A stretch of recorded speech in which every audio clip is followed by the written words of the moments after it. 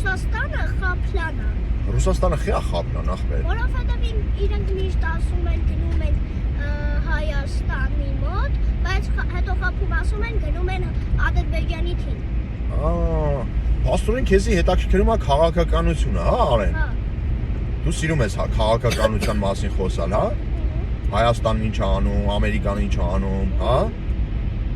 Մոլադեց։ Բա հետո էլ ինչ գիտես Ռուսաստանի մասին։